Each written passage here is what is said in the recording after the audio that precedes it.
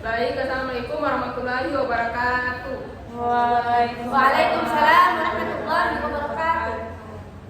Di sini kelompok kami akan membahas terkait kasus yaitu zat aditif untuk memenuhi tugas mata kuliah IPA Terapan. Baik, sebelum memulai pembahasannya, kami akan memperkenalkan kelompok kami terlebih dahulu. Dimulai dari Baik, perkenalkan nama saya Wadid Syirmawati dengan NIM 148. Perkenalkan nama saya Siana Rere dengan NIM A1G1 saya Rini Agraini dengan Stambuk 127. Baik, saya Santresa dengan Stambuk 132. Saya Wadid Syahria dengan Stambuk 143. Dan kan di situ ada beberapa tabel toh. Untuk yang tabel pertama itu kan kita sudah baca kasusnya toh. Ya, Terus yang kedua, mengidentifikasi berbagai informasi kunci atau penting yang terdapat di dalam kasus. kan dalam kasus itu kita dapat tentang zat aditif toh? ya di sini kan zat yang saya dapat ini untuk kata kuncinya, zat aditif adalah bahan yang ditambahkan pada makanan atau minuman dengan tujuan tertentu. Biasanya adalah untuk memaniskan, mengawetkan, menyedapkan, menambah rasa atau memberi warna pada makanan atau minuman. Juga dapat meningkatkan nilai gizi, menjaga kestabilan rasa dan tekstur makanan, mengembangkan volume makanan, memperkaya rasa, warna, dan penampilan makanan. Kemudian ada juga yang saya dapat di kasus itu, berdasarkan dari hasil penelitian, sebagian zat aditif itu dinilai berbahaya jika dikonsumsi secara terus-menerus atau berlebihan. Beberapa contoh zat aditif yang sering digunakan dalam pembuatan makanan dan apa bahayanya, diantaranya itu monosodium glutamate atau MSG yang biasanya digunakan sebagai penyedap dan dapat merusak fungsi saraf. Aspartame atau pemanis sintetis dapat mengakibatkan migraine, kanker otak, dan gangguan saraf. Stadium nitrit sebagai pengawet dapat memicu kanker. Itu sih yang saya dapat dari kasus itu untuk kata kuncinya. Saja atau Kalau makanan-makanan yang mengandung bahan berbahaya, yang saya dapat di sini itu kan makanan yang mengandung bahaya itu seperti cendol. Tahu tuh cendol yang manis-manis, cendol, kue wajib, ikan teri, itu dalam makanan itu sering ditemukan zat berbahaya. Yang pertama itu karena adanya dalam makanan itu penggunaan warna yang dimana untuk menarik konsumen, seperti cendol kan tuh warna hijau toh, warna hijau dia itu cendol, kue wajib itu sering mengandung rodamin B, di mana warna tekstil yang tidak aman untuk makanan. Jadi ini pewarna ini tidak aman bagi kita untuk terlalu sering konsumsi. Terus pewarna ini digunakan untuk menghasilkan warna seperti yang tadi saya bilang, cendol kan warna hijau. Jadi dia ini menggunakan agar kita ini lebih menarik konsumennya untuk membeli makanannya. Jadi banyak pedagang menggunakan pewarna ini karena lebih murah juga dan lebih tahan lama dibandingkan pewarna makanan yang alami. Terus yang kedua, pengawetan dengan bahan kimia berbahaya. Di dalam ikan teri kan? Ikan teri ini sendiri mengandung formalin yang digunakan untuk mengawetkan makanan agar ikan teri ini tidak cepat busuk. Formalin mencegah pembusukan akibat bakteri sehingga ikan teri ini bisa bertahan lebih lama di pasaran tanpa harus disimpan dengan pendingin. Jadi formalin ini bahaya untuk kita manusia untuk mengonsumsi terlalu banyak, terlalu sering. Yang ketiga itu kurangnya pengawasan terhadap produk makanan, di mana produk makanan ini sering dijual di pasar tradisional atau pedagang kecil yang tidak selalu diawasi ketat oleh pihak berwenang. Tidak semua makanan melewati uji laboratorium sebelum dijual ke konsumen, seperti penjual biasa itu kayak dalam kote, orang-orang itu kan itu mereka itu tidak diawasi sama angkot, tidak diawasi oleh pihak berwenang karena dari tahu mereka menjual kapan mereka menjual itu. Yang keempat, minimnya kesadaran pedagang dan konsumen. Di sini banyak pedagang yang tidak mengetahui atau tidak peduli terhadap bahaya zat berbahaya yang mereka gunakan. Konsumen juga seringkali tidak sadar bahwa makanan yang mereka beli itu mengandung zat berbahaya karena tidak ada label atau informasi yang jelas. Kan kalau makanan yang tidak ada dibilang ini makanan berbahaya, toh. Jadi itu salah satu alasannya. Dan yang terakhir itu faktor ekonomi dan persaingan pasar. Produsen produsen atau pedagang kecil ini menggunakan zat berbahaya karena lebih murah. Nah, lebih murah untuk dijual makanan yang lebih menarik dan tahan lama tanpa mempertimbangkan tadi dampak kesehatannya untuk kita yang mengkonsumsi. Jadi seperti tadi saya jelaskan yang saya dapat itu cendol, kue wajib, ikan teri itu salah satu contohnya kok. Mereka itu mengandung zat berbahaya karena alasannya ekonomi, daya tarik produk, serta lemahnya pengawasan dan kesadaran masyarakat sendiri. Jadi diperlukan tindakan dari pemerintah dan konsumen produsen untuk mengurangi risiko konsumsi makanan berbahaya.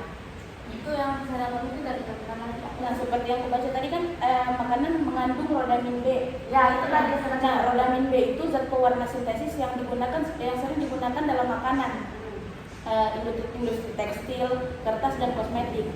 Tapi rodamin B itu sering dilarang untuk menggunakannya, maksudnya dimasukkan dalam makanan, karena itu kayak misalnya kita konsumsi lebih banyak, di situ dia akan kayak misalnya kita makan sembarang yang mengandung rodamin B. Itu misalnya kita makan sembarang kayak kita alergi, nah itu penyakit kulit juga, itu kayak termasuk kalau kita konsumsi berlebihan. Nah, gangguan hati. Kalau rodamin B tadi yang seperti yang aku jelaskan biasa dipakai untuk tekstil toh, berarti itu berbahaya karena untuk baju juga. Tapi lebih murah kok. Iya, makanya orang lebih banyak pakai. Nah, terus yang keberapa lagi? Permasalahan yang lain itu bukan Yang tabel ya. mengaitkan informasi-informasi tersebut sehingga muncul permasalahan atau pertanyaan dari kasus tersebut. Nah, di sini kita ambil saja pertanyaan, misalnya mengapa makanan seperti cendol, kue, wajib, dan teri sering ditemukan zat yang mengandung zat berbahaya. Mungkin ada pertanyaan lain. Kalau saya mungkin saya juga mengapa zat adiktif ini dinilai berbahaya jika dikonsumsi secara terus-menerus atau berlebihan.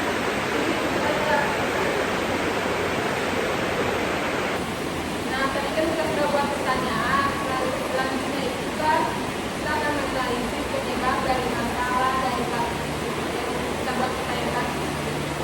Dan pertanyaan pertama tadi kan kita sepakat itu mengapa zat adiktif itu dinilai berbahaya jika dikonsumsi secara terus-menerus atau berlebihan. Nah, untuk menganalisis di sini terdapat dari artikel di sini jelaskan meskipun sering digunakan untuk meningkatkan kualitas makanan, zat adiktif dapat berbahaya jika dikonsumsi secara terus-menerus atau berlebihan. Alasannya itu ada beberapa. Yang pertama yaitu seperti keracunan dan gangguan kesehatan. Beberapa zat adiktif itu seperti pengawet, warna, dan pemanis buatan dapat menyebabkan keracunan jika dikonsumsi dalam jumlah banyak atau dalam tersebut. Tapi bisa dikonsumsi tapi terus juga berbahaya, kayak bisa dapat menyebabkan kanker, gangguan saraf, alergi, dan sebagainya. Jelaskan satu ya. Selanjutnya itu ada gangguan metabolisme. Itu zat adiktif juga seperti dapat mengganggu metabolisme tubuh dan meningkatkan risiko obesitas, diabetes, dan penyakit jantung. Dan juga dapat dampaknya juga bagi anak-anak. Kan anak-anak juga sering kayak makan makanan yang cemilan, yang manis, snack. Mungkin itu saja dari saya jawabannya. Teman-teman ada lagi? Ada yang lagi kan?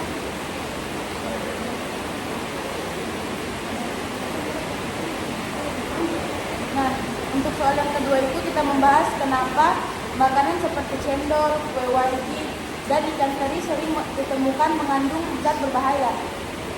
Nah, alasannya itu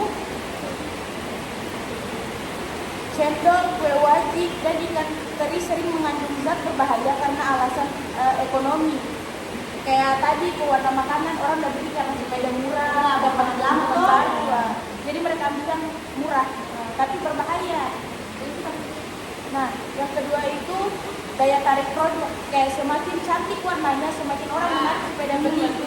Nah, Itu udah dari cendol dong kita bahas. nah, terus yang selanjutnya kelemahan pengawasan dan kesadaran masyarakat. Kayak dorong tidak berpikir bagaimana kalau misalnya anaknya yang makan kue yang mereka bikin. Nah, dorong tidak berpikir, dia hanya dorong hanya pikir kayak keuntungannya. Betul sekali.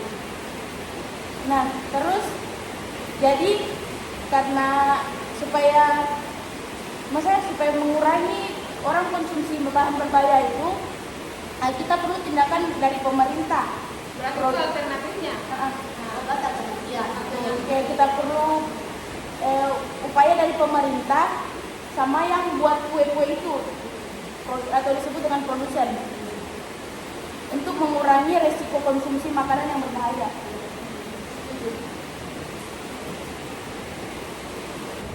Nah, jadi jurnal yang saya dapat itu ada kelebihan dan kekurangan dari upaya meningkatkan kesadaran masyarakat tentang bahayanya zat adiktif berbahaya dalam makanan. Ya, yang pertama itu edukasi dan sosialisasi. Kelebihannya itu menjangkau banyak orang melalui media sosial, televisi, dan surat kabar. Ya, di mana meningkatkan kesadaran sejak dini juga dilakukan di sekolah dan komunitas, memberikan informasi yang jelas sehingga masyarakat dapat lebih selektif dalam memilih makanan. Nah, kekurangannya itu tidak semua orang memiliki akses ke media informasi yang dibutuhkan gaya dan sumber daya besar untuk melakukan kampanye dalam jangka panjang. Kemudian kurangnya minat masyarakat untuk mempelajari informasi tentang zat adiktif yang berbahaya. Nah, terutama ini tuh kayak orang di kampung-kampung. ya. Nah, terus yang kedua itu peran pemerintah dan BPOM. Di mana kelebihannya itu dengan pengawasan ketat, perbedaan makanan berbahaya dapat dikendalikan, sanksi tegas dapat memberikan efek jera bagi produsen yang melanggar. Daftar bahan tambahan makanan yang aman dan berbahaya membantu masyarakat memilih produk yang lebih sehat.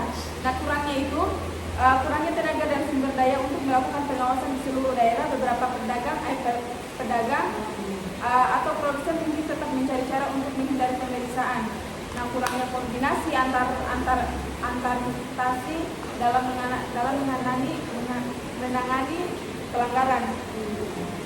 Terus yang ketiga itu pelatihan bagi pedagang dan produsen makanan, di mana kelebihannya itu memberikan pemahaman langsung kepada produsen agar beralih ke bahan yang lebih aman, membantu meningkatkan kualitas produk makanan yang lebih sehat, mengurangi ketergantungan pada bahan berbahaya dengan menyediakan alternatif alami.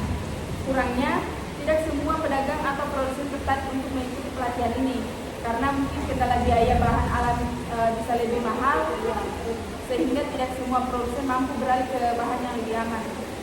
Perlu waktu lama untuk mengubah kebiasaan pedagang dalam menggunakan zat adiktif berbahaya ini. Terus yang keempat, partisipasi konsumen. Kelebihannya itu konsumen yang lebih sadar akan memilih makanan yang lebih sehat dan aman, dapat mendorong produsen untuk lebih transparan dalam mencantumkan informasi bahan tambahan dalam produk mereka. Teknologi seperti aplikasi pendeteksi bahan berbahaya dapat membantu konsumen membuat keputusan yang lebih baik. Di mana kekurangannya itu tidak semua konsumen memiliki kebiasaan membaca label makanan. Masih banyak masyarakat yang memilih makanan berdasarkan harga murah tanpa mempertimbangkan keamanan mereka. Kurangnya akses ke aplikasi atau alat pendeteksi zat berbahaya bagi masyarakat di pedesaan. Yang kelima, kerjasama dengan lembaga kesehatan dan akademisi. Dimana kelebihannya itu memberikan informasi yang lebih akurat dan berbasis penelitian tentang dampak zat adiktif berbahaya. Kolaborasi dengan dokter dan ahli gizi dapat meningkatkan kepercayaan masyarakat terhadap informasi yang diberikan, dapat menghasilkan inovasi atau solusi baru untuk menggantikan zat adiktif berbahaya. Dimana kekurangannya itu penelitian membutuhkan waktu lama dan biaya besar. Hasil penelitian tidak selalu mudah dipahami oleh masyarakat awam. Tidak semua masyarakat juga percaya pada informasi ilmiah, terutama jika ada informasi hoax yang beredar. Jadi setiap metode memiliki kelebihan dan kekurangannya masing-masing.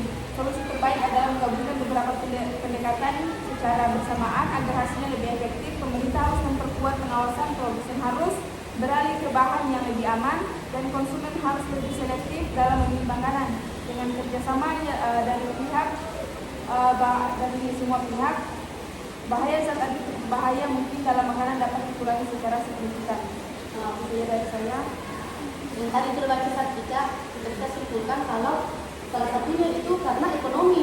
Seperti tadi baca statistika itu sudah bisa memberikan pemahaman langsung kepada produsen, pemerintah bisa melakukan pemahaman. Walaupun melakukan begitu, tetapi tetap juga itu lagi tidak semua pedagang itu tertarik karena biayanya mahal, bahan alamnya mahal kok.